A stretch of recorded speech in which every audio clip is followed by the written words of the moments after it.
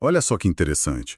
Sabia que Aristóteles, esse gigante da filosofia grega, não foi só aluno de Platão, mas também, tipo, o tutor de Alexandre o Grande? Pois é, e essa obra que a gente vai conversar hoje, a Política, um pilar aqui do pensamento ocidental. Parece que nem era um livro fechadinho, sabe? Talvez uma compilação das notas de aula dele. Exato. Imagina um material quase vivo, de sala de aula mesmo. Fascinante pensar nisso. É uma ótima forma de começar assim. E para a gente entender bem a política, tem uma coisa central no pensamento de Aristóteles. Para ele, ética e política, olha, são inseparáveis. Ah, isso é chave, né? Totalmente. O objetivo maior da vida humana, que ele chamava de eudaimonia, que é mais um florescimento humano do que a nossa ideia de felicidade passageira, sabe? Essa eudaimonia só se realizaria dentro da comunidade política, a polis, a cidade-estado grega. Não era algo para buscar sozinho, então. De jeito nenhum. Era na vida em comum que a coisa acontecia. Ok, então vamos mergulhar nisso. Temos aqui vários trechos, análises de apolítica. A ideia é destrinchar mesmo o pensamento dele sobre o Estado, o cidadão, as formas de governo, como a sociedade se organiza, se sustenta ou entra em crise, né? Extrair o máximo daqui. E o que eu acho fascinante na abordagem dele é que ela é, assim, multifacetada. Ele descreve o que existia na época, compara, sabe, pontos fortes, fracos, mas ele também critica, aponta para um ideal. Quase um biólogo analisando um organismo. Isso, perfeito. Ele decompõe o Estado nas partes menores, a família, a aldeia, para entender como o todo funciona. E a conexão fundamental que ele sempre faz é essa, entre a estrutura do Estado e a chance dos cidadãos desenvolverem a virtude e alcançarem essa vida boa, essa eudaimonia. Muito interessante essa visão quase biológica da política. E quem era essa figura? O Aristóteles. A gente sabe que nasceu em Estágira, 385 a.C., pai médico. Talvez daí esse olhar analítico, né? Pode ser, pode ser. E foi para Atenas bem jovem, né, com uns 17 anos. Estudou na academia de Platão por quase 20 anos. 20 anos? Uau! Sim, um discípulo brilhante, mas com pensamento próprio, claro.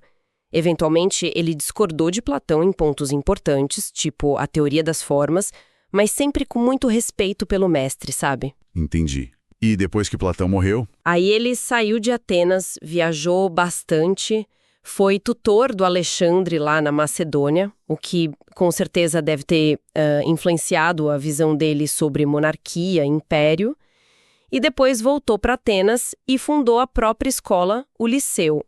Ah, o Liceu. E o pessoal que seguia ele ficou conhecido como peripatético, porque ele ensinava caminhando pelos jardins, né? Adoro essa imagem. Exatamente. E tinha essa coisa de ensinar os assuntos mais complexos de manhã e outros mais, digamos, acessíveis à tarde. Ensino esotérico e esotérico, né? Isso. E a posição pessoal dele era bem particular, né? Diferente de um Demóstenes, por exemplo, que era super fervoroso na defesa de Atenas contra a Macedônia, Aristóteles tinha conexões com os dois lados. Ele era meteco em Atenas, né? Um estrangeiro residente sem todos os direitos. Exato. Mas tinha laços fortes com a corte da Macedônia. Isso deu para ele uma perspectiva talvez mais distanciada, mais analítica. Esse ponto é crucial. Será que essa posição de observador participante, sabe? Nem totalmente ateniense, nem totalmente macedônio, será que isso permitiu que ele analisasse os governos com mais objetividade? Menos paixão? Olha, é muito provável. Ele conseguia ver pontos positivos e negativos em vários sistemas. Talvez porque não estivesse tão mergulhado nas lealdades locais, entende? Ele via a Macedônia crescendo, a possível união da Grécia. Talvez não só como uma ameaça, como muitos atenienses viam, mas quem sabe como um passo seguinte na organização política. Uma evolução da polis para algo maior. Uma federação, talvez? Quem sabe, a análise dele é de um intelectual tentando entender as estruturas, não a de um político engajado numa causa específica. É diferente. E no lado pessoal, as fontes até mencionam os casamentos dele com Pitia, depois Hérpiles, e o testamento dele mostra um cuidado, uma lealdade com a família, amigos. Um lado mais humano do filósofo. Sim, esses detalhes mostram que ele não era só um pensador no abstrato, né? Era alguém inserido nas relações humanas do seu tempo. Bom, vamos então para a teoria.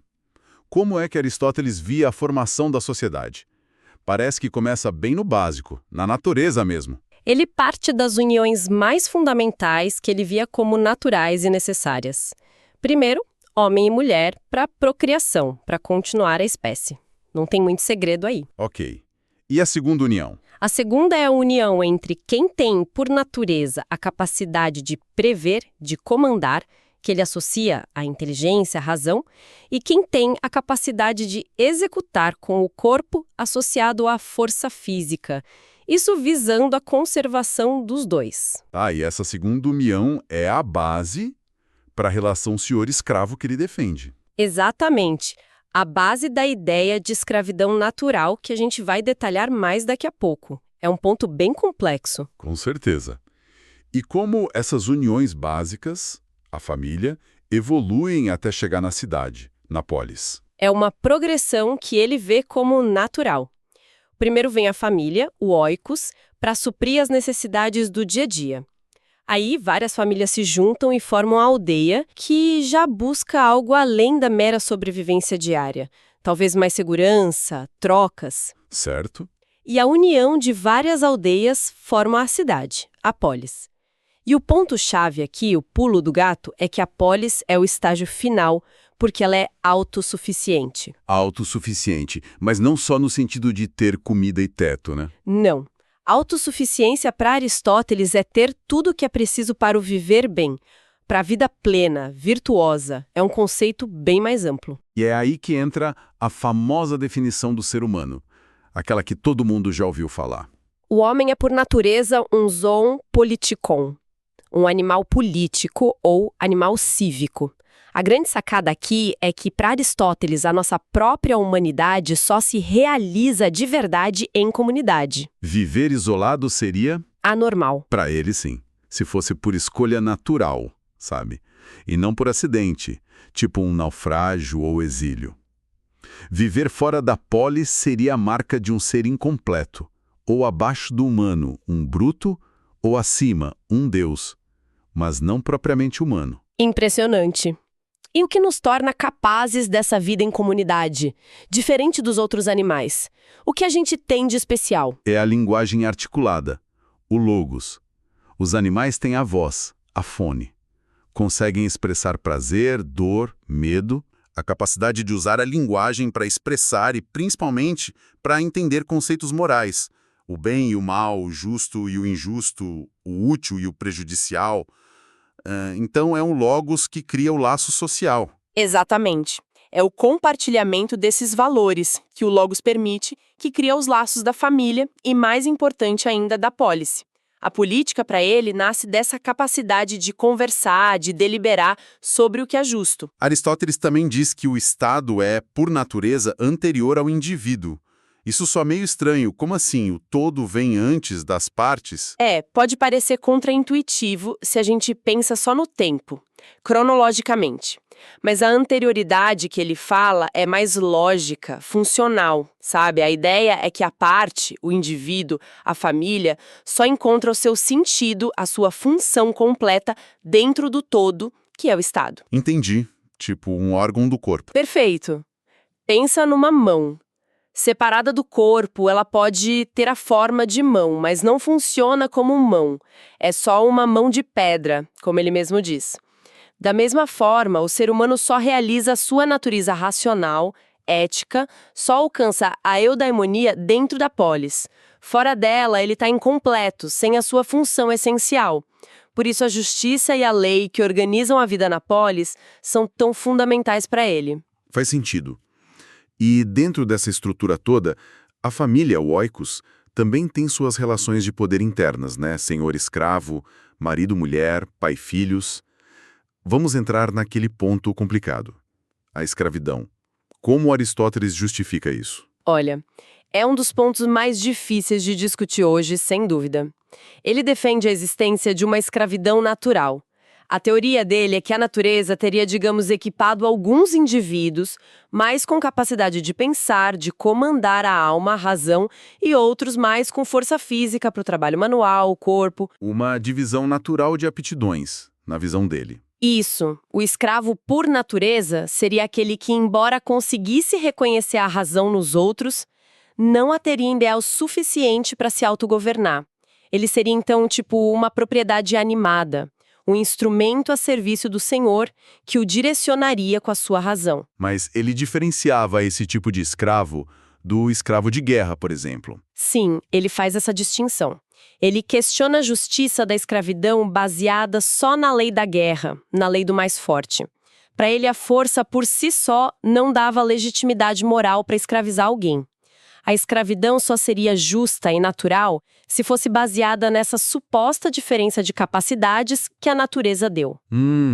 Ele também critica o que ele chamava de visão bárbara, não grega, que não distinguia a mulher do escravo. Ele dizia que a natureza dá funções diferentes para cada um, embora, claro, dentro da visão hierárquica dele, ele considerasse o homem naturalmente superior à mulher na capacidade de comando dentro da família. E por que essa relação senhor-escravo natural seria boa para ambos? Qual a justificativa? Na visão dele, essa relação, quando natural, seria vantajosa para os dois lados, tipo a relação entre a alma e o corpo. O senhor se beneficiava do trabalho físico do escravo e o escravo se beneficiava da orientação racional do senhor, que permitiria a ele viver de uma forma mais ordenada do que conseguiria sozinho. Uma complementariedade, então. Ele via assim, insistia que não era só força bruta, mas essa complementariedade natural. Claro, ele mesmo admitia que a natureza nem sempre faz essa distinção de forma clara, que ela erra, às vezes. É uma teoria que claramente reflete e tenta justificar as práticas sociais da época dele, mas que hoje só é completamente inaceitável para nós. Com certeza. E o mais curioso é que ele diz que a ciência do senhor, o saber mandar no escravo, nem é tão complexa assim. Ele meio que desvaloriza isso. Diz que é basicamente saber dar ordens, dirigir o trabalho, e que os senhores com mais posses poderiam até delegar essa supervisão para um administrador, um intendente, e aí liberar o próprio tempo para coisas mais nobres, tipo a filosofia ou a política na polis. Interessante. Saindo um pouco da estrutura familiar e indo para a econômica. Aristóteles analisa como a gente adquire os bens para viver. Ele usa essa palavra instrumentos, né? Incluindo os escravos como instrumentos animados.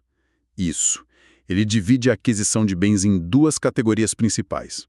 A primeira é a economia doméstica, a oikonomia. Essa é a forma natural de aquisição. O objetivo dela é limitado: garantir o suficiente para a autossuficiência da família e, por extensão, do Estado. É ter o necessário para viver bem. E de onde vêm esses bens na forma natural? As fontes são a agricultura, a criação de animais, a caça, a pesca e até a guerra justa, que para ele era aquela contra povos que nasceram para obedecer, mas se recusam. A ideia central é que a natureza provê o sustento e a riqueza de verdade tem limites, definidos pelas necessidades da vida boa. Não é acumular por acumular. Ok, essa é a natural. E a segunda forma de aquisição? A segunda é a crematística, a shrematisteke. É a arte de adquirir dinheiro.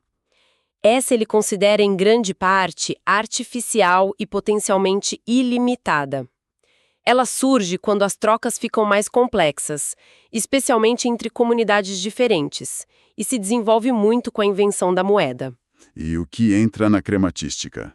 Comércio? Sim, o comércio, comprar para vender mais caro. E a forma que ele mais critica mesmo, a usura, o empréstimo a juros. Essa crítica à usura é bem forte nele, né? Por quê? Ele detestava tanto assim. Fortíssima. Ele considera a usura, tokos, que em grego também significa filhote, prole, como a forma mais contrária à natureza de ganhar dinheiro. Para ele, a função natural da moeda era facilitar a troca de bens necessários para a vida. Fazer o dinheiro parir mais dinheiro com juros seria uma distorção total dessa função. O dinheiro vira um fim em si mesmo, né? Exato. O dinheiro é uma convenção. Não tem valor em si, como um campo ou um rebanho. E essa busca sem fim por acumular dinheiro, a crematística ilimitada, desvia a pessoa do propósito real da vida, que é a virtude, a felicidade, a eudaimonia. Não é encher o cofre de moeda. Pensa assim, a economia é garantir que a casa tenha o que precisa. A crematística ilimitada é querer acumular por acumular, perdendo a noção das necessidades reais. Fica bem clara a distinção.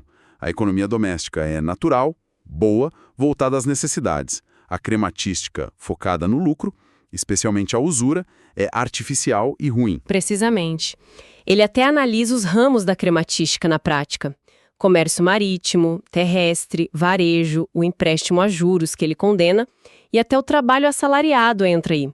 E menciona estratégias como o monopólio, cita até o caso famoso de Tales de Mileto, o filósofo que previu a safra de azeitonas. Esse mesmo, previu uma ótima safra, alugou todas as prensas de azeite da região e, bom, lucrou horrores.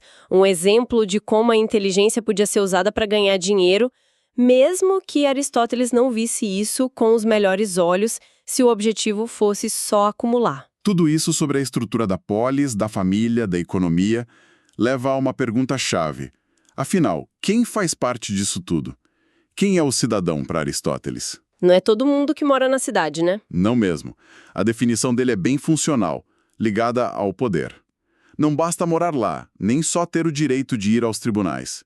O ponto essencial do cidadão é o direito de participar do poder político. Participar como? Ter o direito de estar na Assembleia que decide as leis e as políticas importantes, o poder deliberativo.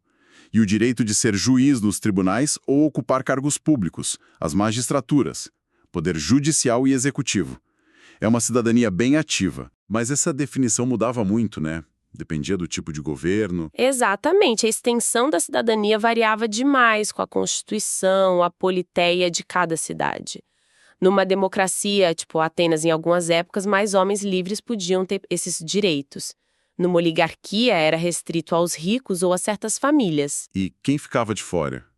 Muita gente. Os metecos, como o próprio Aristóteles em Atenas, os escravos, as mulheres e, muitas vezes, os trabalhadores manuais e artesãos. E por que excluir os trabalhadores? Qual era a lógica dele? E scolei, de tempo livre, de lazer. Aristóteles achava que para participar da política era preciso ter tempo para estudar, pensar, discutir o bem comum. Os trabalhadores manuais, ocupados com tarefas que ele via como serves, não teriam esse tempo. E, segundo ele, também não desenvolveriam completamente as virtudes intelectuais e morais necessárias para governar e ser governado bem. Entendi. É uma visão bem elitista, olhando de hoje. Sem dúvida. E ele ainda discute se é justo dar cidadania para um monte de gente depois de uma revolução como Clístenes fez em Atenas. É uma questão de legitimidade que ele analisa. E a virtude? Ser um bom cidadão é a mesma coisa que ser um homem bom, virtuoso. São conceitos iguais para ele? Essa é uma distinção muito, muito importante que ele faz. Ele usa aquela metáfora do navio, sabe? Ah, sim, dos marinheiros. Isso. Tem o remador, o timoneiro, o vigia. Cada um tem sua função e sua virtude específica. Remar bem, pilotar bem, avistar bem. Mas todos têm um objetivo comum: a segurança do navio. Do mesmo jeito, a virtude do cidadão é sempre relativa à constituição em que ele vive. Então, ser bom cidadão numa democracia é diferente de ser bom cidadão numa oligarquia. Exatamente. As qualidades exigidas podem ser diferentes. O objetivo é manter aquele regime específico funcionando bem. Agora, a virtude do homem de bem, ser justo, corajoso, moderado, prudente, essa é uma só. É absoluta. É um padrão ético ideal. E quando essas duas virtudes se encontram, a do cidadão e a do homem de bem? Elas só coincidiriam perfeitamente no governante ideal, na melhor forma de governo possível. Mas ele diz que um bom cidadão, em qualquer regime razoável, precisa saber tanto obedecer quanto comandar. E para comandar bem, a virtude da prudência, a frônesis, é super importante. E essa prudência já aproxima bastante o cidadão do ideal do homem de bem. Isso leva direto para as formas de governo. Como é que Aristóteles organiza isso? Parece que ele tinha um esquema bem claro na cabeça. Tinha sim. Ele usa 2 critérios bem simples, mas poderosos. Primeiro, quantas pessoas governam? É um só? São poucos ou são muitos? Ok, o número. E o segundo critério? O segundo é, qual o objetivo desse governo? Eles buscam o bem comum, o bem de toda a comunidade, ou só o interesse particular dos próprios governantes? Entendi. Número e objetivo. E combinando isso, quais são as formas que ele identifica? Ele identifica 3 formas que ele considera corretas ou puras porque visam o bem comum. 1. Monarquia.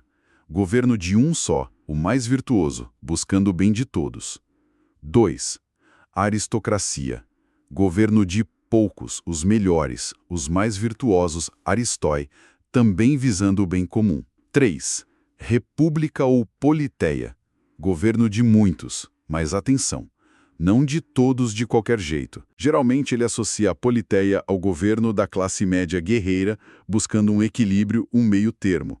É importante lembrar que politeia também significa constituição em geral, mas aqui ele usa nesse sentido específico de forma de governo. Ok? Essas são as formas boas. E as ruins? As degeneradas. Exato.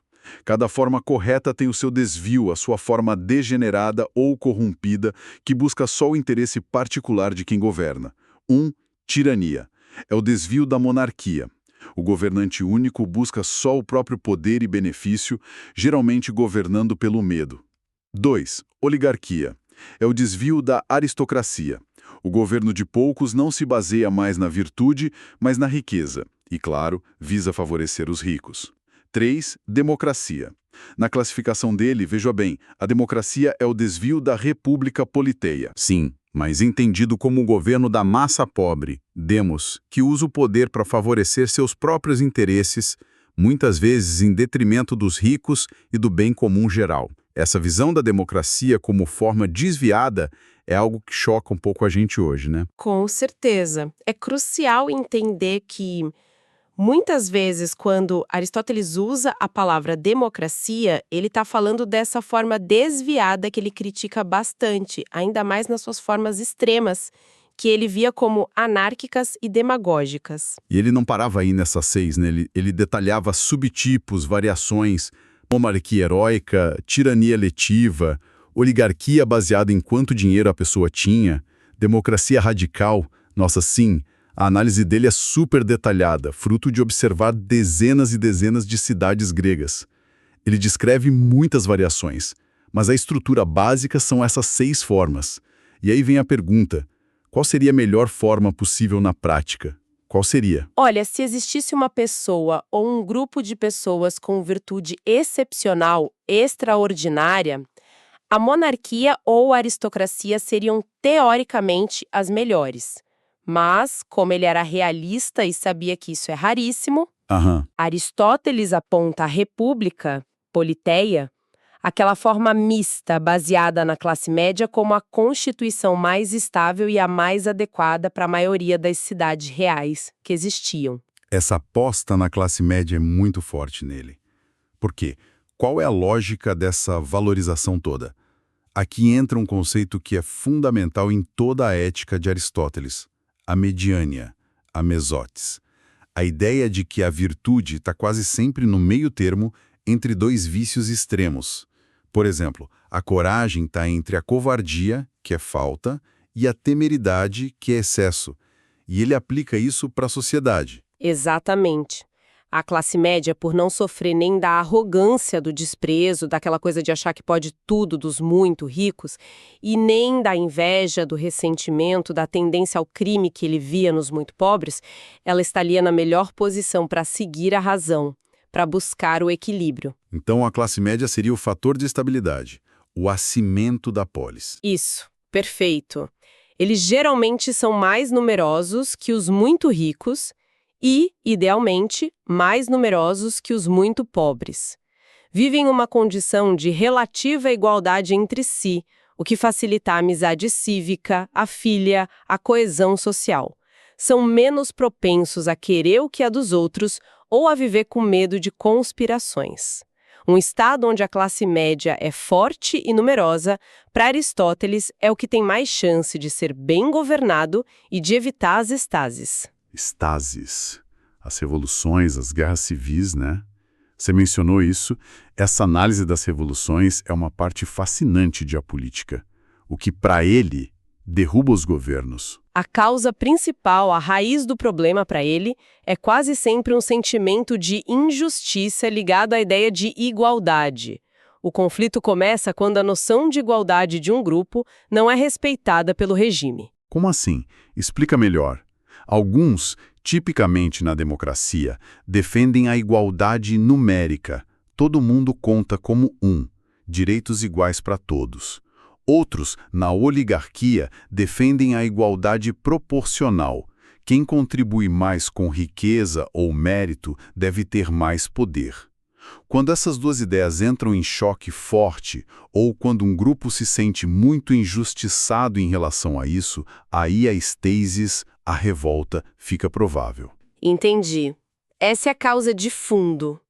Mas o que acende o pavio? Aí entram vários fatores. A busca desenfreada por lucro ou por honra, a arrogância, a insolência de quem está no poder, o medo de ser punido ou de sofrer uma injustiça, o desprezo, seja dos governantes pelos governados ou entre grupos rivais, uma parte do Estado crescer demais e desequilibrar tudo, tramóias eleitorais, não dar bola para pequenas infrações que vão minando a ordem e até divisões por etnia ou região mal resolvidas. Ele dá vários exemplos históricos. E essas causas aparecem de forma diferente em cada tipo de regime. Sim, claro.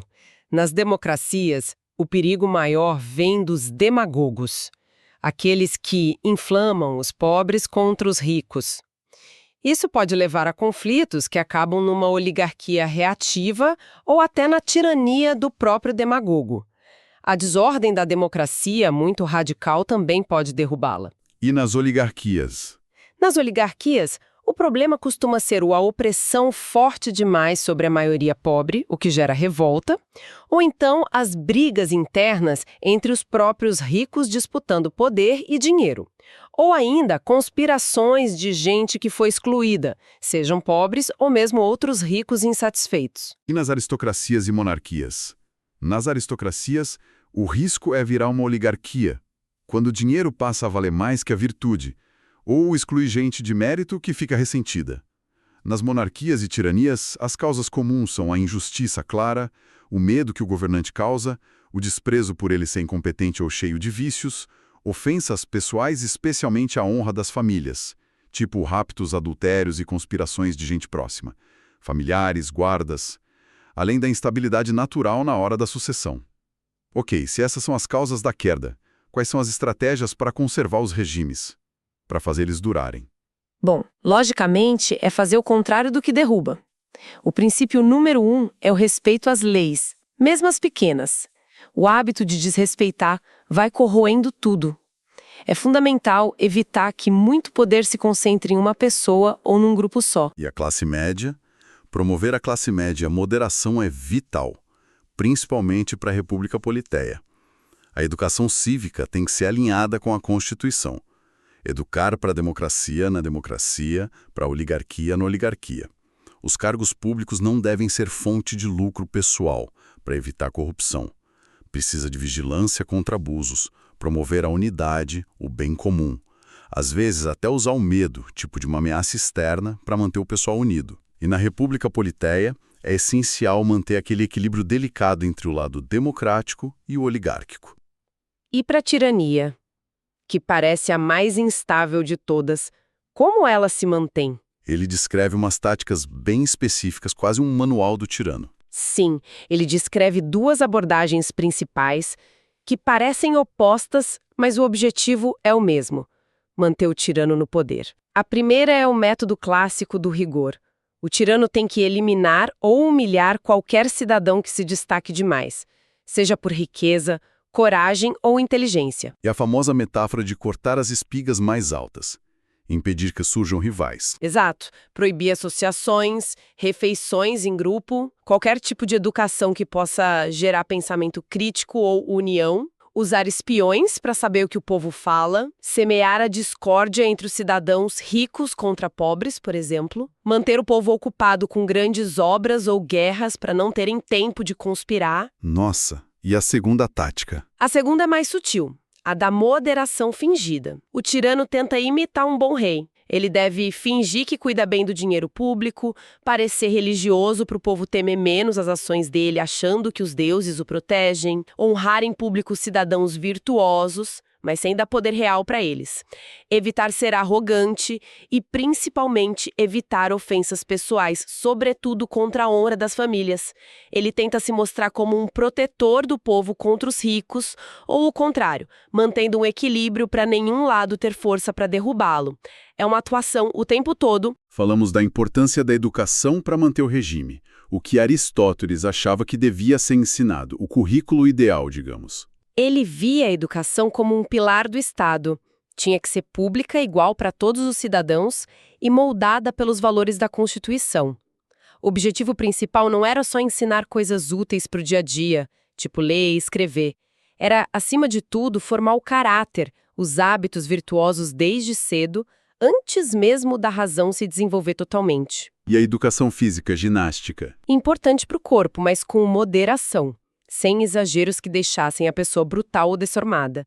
E ele dá um valor incrível para a música, não só como diversão, mas como algo fundamental para o desenvolvimento moral e para o uso correto do lazer, da escola, que para ele era essencial para a vida boa, para a felicidade. Interessante a música ter esse papel. E rapidinho, ele também fala das condições materiais ideais para uma polis existir bem, né? Tamanho, território. Sim, ele pensa sobre isso, o tamanho ideal da população nem pequena demais que não seja autossuficiente, nem tão grande que os cidadãos não se conheçam e não consigam participar direito. Um território fértil, fácil de defender, de preferência com acesso ao mar, mas um acesso controlado, para não vir muita influência ruim de fora. Até sobre o clima e o caráter das pessoas ele fala. Fala. Ele elogia os gregos por, na visão dele, combinarem a inteligência dos asiáticos com a coragem dos europeus do norte. Seria o equilíbrio ideal.